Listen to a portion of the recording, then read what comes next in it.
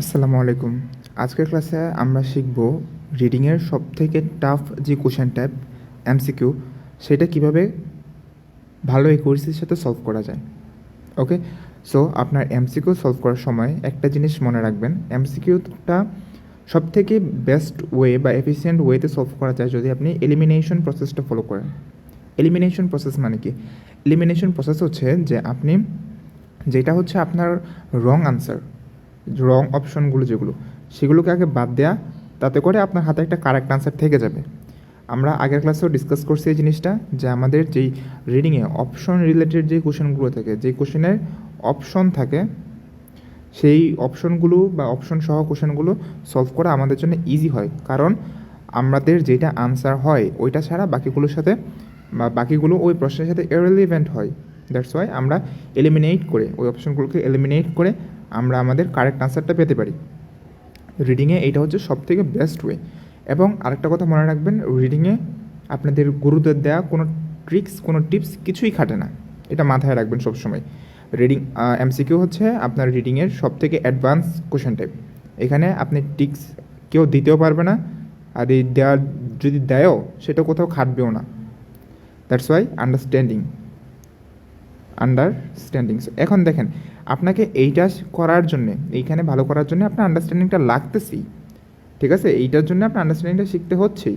So যদি আপনার understanding শিখাই লাগে, কেন আপনি ট্রিক্স শিখতেছেন? কেন অন্যান্য টাইপগুলো শেখার জন্য, করার জন্য আপনি ট্রিক্স শিখতেছেন? আপনি নিজে সেটার প্রমাণ, আপনি নিজে প্রমাণ যে আমি একটা কোশ্চেন টাইপ বা একটা টেস্টের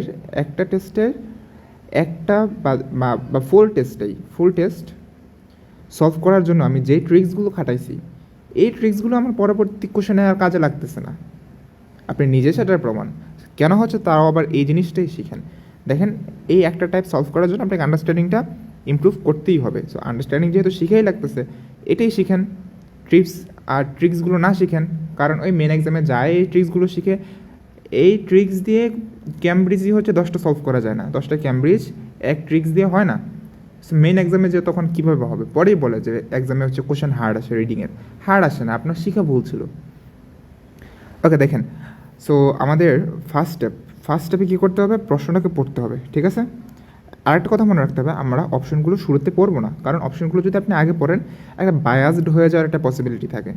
কারণ এরকম কথা আপনি পাইতে পারেন, নট এক্স্যাক্টলি এটা, বাট ইয়েস, এরকম কথা থাকতে পারে। সো আপনি যদি হচ্ছে প্রথম ধরেন আপনি হচ্ছে অপশনগুলো পড়লেন ABCD, সো আপনি যখন প্যারাগ্রাফটা পড়তেছেন, ঠিক আছে, দেন আপনি প্রথম এই নাম্বারটা পেয়ে গেলেন। সো আপনার ব্রেন এটাকে আপনার রাইট আনসার হিসেবে আইডেন্টিফাই করে ফেলবে। পরে যদি বাকিগুলো পানও, আপনি হয়তো খেয়াল করবেন না, বা আসলে বোঝার চেষ্টাও করবেন না তো সেটাকে আনসার হতে পারে কিনা। সো এই বায়াসনেসটা থেকে বেঁচে থাকার জন্যই আমাদেরকে প্রথমে অপশন পড়া থেকে বিরত থাকতে হবে। এবং আপনি যত বড় বড় হচ্ছে টিচারদের কাছেই বা টিচারদের ভিডিও দেখেন না কেন, সবাই এই কথাটাই বলে, এবং এটাই হচ্ছে একটা বেস্ট ওয়ে যে এলিমিনেট করা। আপনি হয়তো আপনি প্রশ্নটা পড়বেন, প্রশ্নে কি চাচ্ছে এটা দেখবেন, ওই চাওয়াটা প্যাসেজ থেকে খুঁজে বের করবেন, দেন এই যে আইডিয়াটা নিলেন, এই আইডিয়াটা দেন এখানে এসে একটার সাথে ম্যাচ করবেন। দেখবেন, নিজেকে জিজ্ঞাসা করবেন এই ছিল কি না, হ্যাঁ বললে হ্যাঁ, না হলে না। তাহলে আবার নিজেকে জিজ্ঞেস করবেন বি ছিল কি না, সি ছিল কি না, ডি ছিল কি না। দেখবেন আপনার 3টা অটোমেটিক ক্যান্সেল হয়ে যাবে, একটা হচ্ছে থাকবে। এখন এই ক্যান্সেল করার জন্য আপনাকে আন্ডারস্ট্যান্ডিংটা ইমপ্রুভ করতে হবে। 20 দিন সময় নেন। প্যাসেজগুলো হচ্ছে ছোটো ছোটো প্যারাগ্রাফ, যে প্যারাগ্রাফগুলো থাকে ওই প্যারাগ্রাফগুলো আপনি হচ্ছে সামারাইজ করেন। ধরেন 10টা লাইনের একটা প্যারাগ্রাফ আছে, 10টা লাইনকে কীভাবে 4টা লাইনে বলা যায় সেটাকে এক্সারসাইজ করেন। 20 দিন সময় নেন, আপনার জীবনে কোনো টিপস কিছু শিখতে হবে না। ওকে, দেখেন 14তে কী বলছে। What is the writer's main point in the first paragraph? First প্যারাগ্রাফের রাইটারের মেইন পয়েন্টটা কী বা মেইন আইডিয়া কী ফার্স্ট প্যারাগ্রাফের? ওকে, চলেন, এটা আমরা ক্যামব্রিজ 16 থেকে করতেছি, টেস্ট 4 সম্ভবত। Look around on your next plane trip. The iPad is the new pacifier for babies and toddlers. Younger school-aged children read stories on smartphones. Older kids don't read at all, but hunch over video games. Parents and other passengers read on tables or skim for flotilla or email and news feeds. Unbeknown to most of us. Unbeknown মানে কি? অজানা। আচ্ছা, unbeknown to most of us. And দেখেন এদিকে যেই কথাগুলো ছিল অপ্রাসঙ্গিক টাইপ, ঠিক আছে, একটার সাথে একটা কানেক্টেড না। আচ্ছা, an invisible game changing transformation links everyone's in this picture. The neural circuit that underlines the brain's ability to read subtly rapidly changing, and this has implications for everyone from the pre-reading toddlers to the expert adult. ওকে, দেখেন এখানে আপনাকে কিছু unknown, invisible এরকম কিছু কথা এখানে একটু একটু করে বলা আছে। আচ্ছা দাঁড়ান, parents passenger read skimming news feeds unbeknown to most of us, an invisible game-changing transformation links everyone in the picture. The neural circuits underlines the brain ability to read stably, rapidly changing, and this is implications for everyone from the pre-reading toddlers to experts. এখন আমরা হচ্ছে কোশ্চেনে যাই। কোশ্চেনে যে অপশনগুলোর সাথে একটু match করি, দেখি কোনটা আমাদের আনসার হওয়ার মতো মনে হয়। নিজে থেকে ম্যাচ করি, এমনিতেই করতেছি। Playing games is more popular use of technology than reading. No, এরকম কিছু বলে নাই, ঠিক আছে, কোনো কম্প্যারিজন এখানে করে নাই।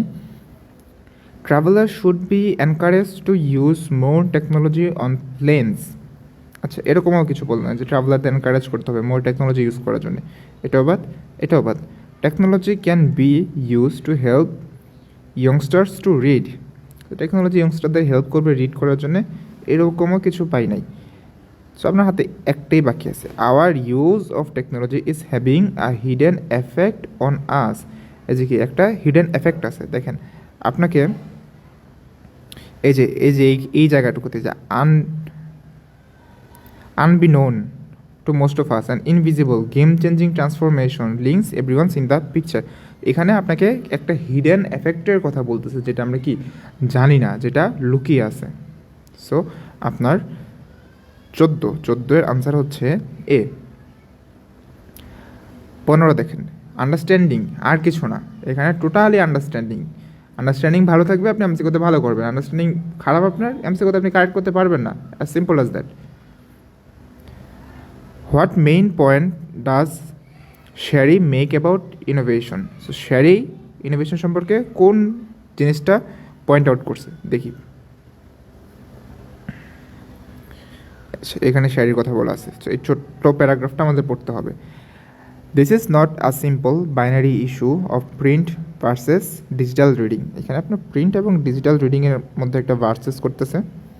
And technological innovation, as MIT scholar Sharry Tarkel has written, we do not err as a society when we innovate, but when we ignore what we disrupt or diminish.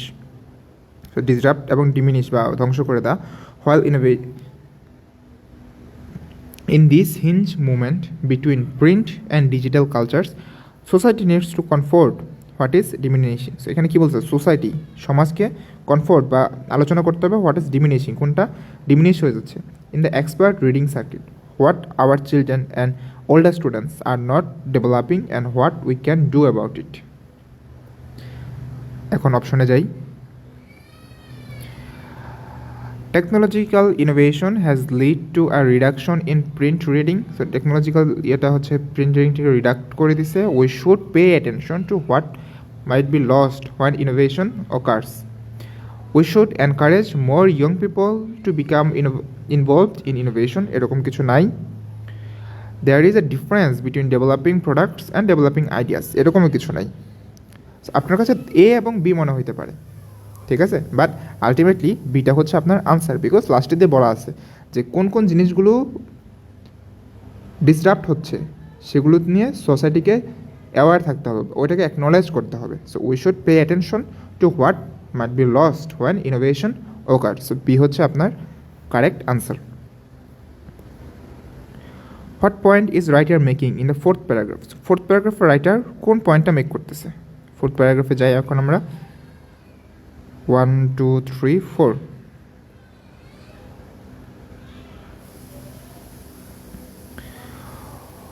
We know from research that the reading circuit is not given to human beings through a genetic blueprint like vision or language. It needs an environment to develop. Further, it will adapt to that environment's requirements. Adapt করে নেয় from different writing systems to the characteristics of whatever medium is used. If the dominant medium advantages process that are fast, multitask oriented, and well suited for large volumes of information like the current digital medium, so will the reading circuit. As UCLA psychologist Patricia Greenfield writes, the result is that less attention. এখানে হচ্ছে আরেক জায়গায় চলে গেছে। ওকে, চলেন এখন আমরা হচ্ছে দেখি কোন অপশনটা হচ্ছে আমাদের আসলে সেন্স মেক করে। Humans have an inborn ability to read and write. No, ওখানে ইনবোর্ন বলে নাই, বলছে কি অ্যাডাপ্ট করে নেয়। Reading can be done using many different mediums, ওইখানে আপনি কোনো মিডিয়ামের মেনশন পান নাই। Writing system makes unexpected demands on the brain, unexpected কোনো ডিমান্ড করে, এটা এরকম কোনো কথাও ছিল না। ডি আপনার হাতে শুধু রয়ে গেছে। Some brain circuits adjust to whatever is required for them, ওই যে অ্যাডাপ্ট করে নেয়, মনে আছে অ্যাডাপ্ট করে নেওয়ার বিষয়টা, সো অ্যাডজাস্ট করে নেয়। ডি হচ্ছে আপনার আনসার।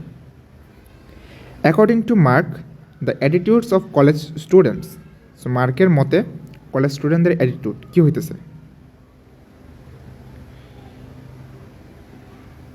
এই যে মার্কের কথা এখানে আছে।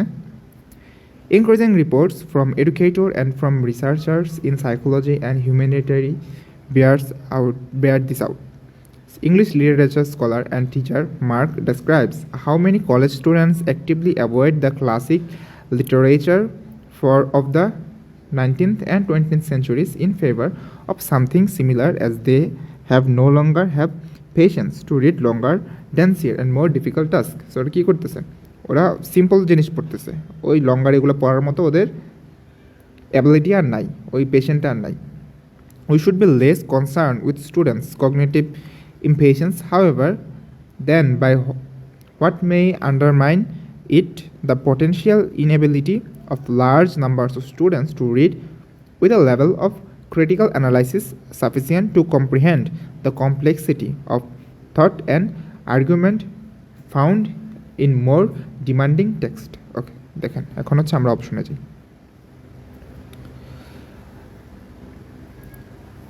এ number has change the way he teaches, তার টিচিংয়ের চেঞ্জ নিয়ে কিছু ছিল না। এখন আমাদের ডিটা যদি দেখি, does not match the views of general public, general পাবলিকের ভিউর সাথে ম্যাচ করে না, এটাও ছিল না।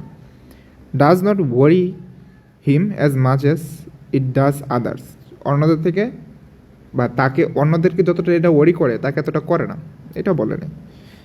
বি নাম্বার আপনার হাতে থেকে গেছে। Has influenced what they select to read, ওই যে তারা হচ্ছে কি সিলেক্ট করে, তারা সিম্পলিয়ার জিনিস যেগুলো হচ্ছে একটু বেশি সিম্পল ওগুলো হচ্ছে এখন বেশি তারা রিড করে। বি হচ্ছে আপনার কারেক্ট আনসার। এক আন্ডারস্ট্যান্ডিং দিয়ে সব হয়ে যায় ভাই, বিশ্বাস করেন reading is all about understanding, কোনো ট্রিক্স টিপস কিছু না, যা শিখছেন মাথা থেকে বের যত তাড়াতাড়ি করতে পারবেন, আবর্জনাগুলো যত ফাস্ট বাদ দিতে পারবেন, রিডিং হচ্ছে তত ভালো হচ্ছে, তত তাড়াতাড়ি ইমপ্রুভ করতে পারবেন। এক মাসের মধ্যে রিডিং ইমপ্রুভ হয়ে যায়। Okay, time for a little advertisement. This is my crash course. আপনারা জানেন নভেম্বর ব্যাচ 8 তারিখ থেকে হচ্ছে অ্যাডমিশন স্টার্ট হইতেছে। ডিউরেশন আমার ক্লাস পাবেন 1 মান্থ, 1 মান্থ পাবেন হচ্ছে একজন মেন্টরের স্পিকিং প্র্যাকটিস সেশন। 4টা মডিউল করা হবে, একদম কিছু বাদ যাবে না। 4টা মডিউলের কিচ্ছু বাদ যাবে না, 30টা ক্লাসের মাধ্যমে শেষ করে দেওয়া হবে। এবং যারা হচ্ছে বিগিনার যারা আছেন তারাও 2 থেকে 3 মাস যদি কঠোর পরিশ্রম করতে পারেন 6.5 অথবা 7 এই একটা স্কোর, এর থেকে কম না বেশিও হইতে পারে, এই একটা স্কোর নিয়ে ইনশাল্লাহ এখান থেকে বের হইতে পারবেন। আর যারা হচ্ছে অলরেডি প্রিপারেশন নিতেছেন 2-3 মাস ধরে, তারা এটাকে শেষ মুহূর্তের প্রস্তুতি হিসেবেও নিতে পারেন। লাস্ট 1 মান্থ একটা প্রপার গাইডলাইনের আন্ডারে থাকলেন, এরপর 15 দিন পরে আপনি এক্সামের জন্য ফুললি রেডি। সো 2 পক্ষের মানুষ সাহায্য করতে পারেন। দ্যাটস মাই হোয়াটসঅ্যাপ নাম্বার 08815984441, আমার সাথে কন্ট্যাক্ট করতে পারেন। ওকে, চলেন আর কয়েকটা সলভ করে দিই আপনাদের। আমি টিপস ট্রিক্সে বিশ্বাসী না, আমি টেমপ্লেটে বিশ্বাসী না, আমি ফ্রি হ্যান্ড রাইটিং অ্যান্ড আন্ডারস্ট্যান্ডিংয়ের উপর বিশ্বাসী। সো কেউ যদি হচ্ছে এটা ভেবে আমার কোর্সে আসেন যে হচ্ছে ভাই আমরা অনেক চমৎকার ট্রিক্স দিবে, নো, আমি ওটা দিই না। আমি বলে দিই কীভাবে আন্ডারস্ট্যান্ডিং ইমপ্রুভ করতে হয়। What is the writer doing in section A? Section এতে রাইটার কী করতেছে? So let's go to section A first and try to read and try to understand what's the writer doing in section A.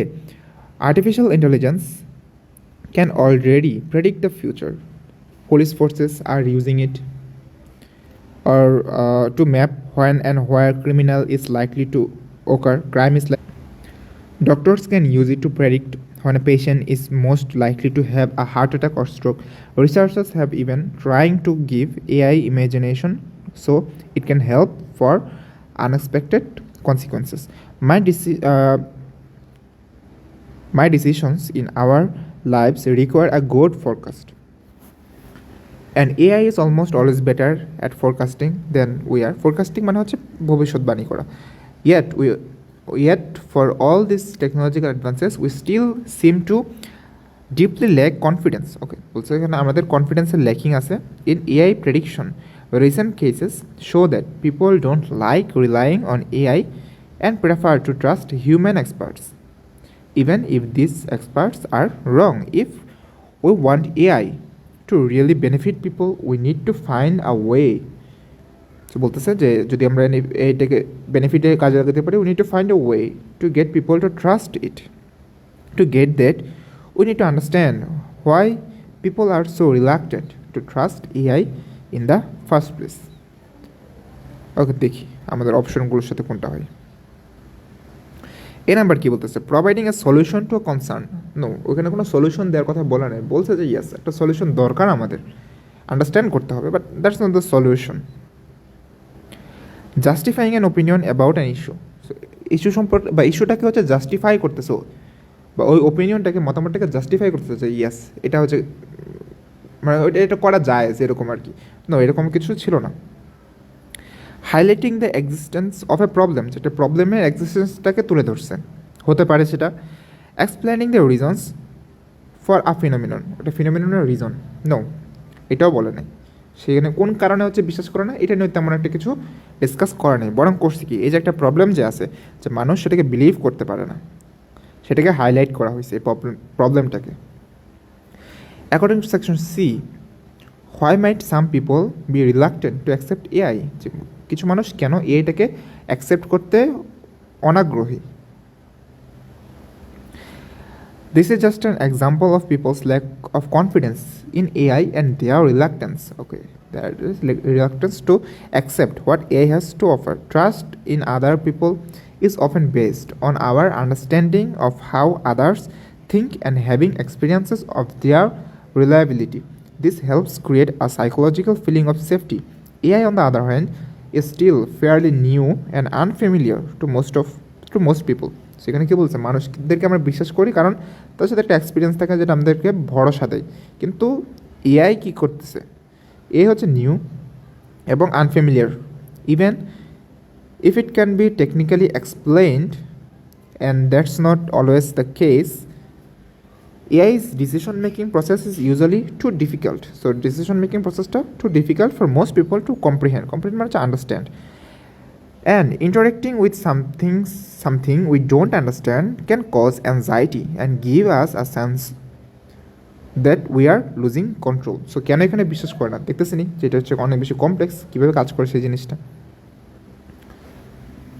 Okay, they are afraid it will replace human in decision making jobs. No, its complexity makes them feel that they are at a disadvantage. হ্যাঁ, এখানে কমপ্লেক্সিটির কথাটা বলা আছে যে কমপ্লেক্সিটির কারণে হচ্ছে এরকম হয়, ওইখানে মানে এটাকে হাতে রাখতে পারি, বাকিটা দেখি। We would rather wait for technology to be tested over a period of time, এরকম কিছু বলে নাই। Misunderstanding about how it works make it seem more challenging than it is, যেটা যতটা চ্যালেঞ্জিং তার থেকে বেশি চ্যালেঞ্জিং মনে হয় না, এক্স্যাক্টলি এটাও বলে নাই। দুইটারই মেনশন থাকতো যে চ্যালেঞ্জিং মনে হয় বা চ্যালেঞ্জিং যদি যেরকম চ্যালেঞ্জিং তার থেকে বেশি চ্যালেঞ্জিং মনে হয়, এরকম ছিল না। বাট মিসআন্ডারস্ট্যান্ডিং কথাটা ছিল, বাট বাকিটুকু ছিল না। সো আপনার আনসারটা হচ্ছে আসলে B, its complexity makes them feel that they are at a disadvantage. এই কমপ্লেক্সিটির কারণে হচ্ছে কি এটাকে ইউজ করতে চায় না। What does the writer say about the media in section C of the text? আবার সেকশন সি মিডিয়া সম্পর্কে কী বলছে? Let's go to section C. এখানে মিডিয়া ছিল না, এখানে মিডিয়া আছে। Many people are so simply not familiar with many instances of AI actually working because it often happen in the background. Instead, they are actually aware of instances where AI goes wrong. So কী করতেছে মানুষ?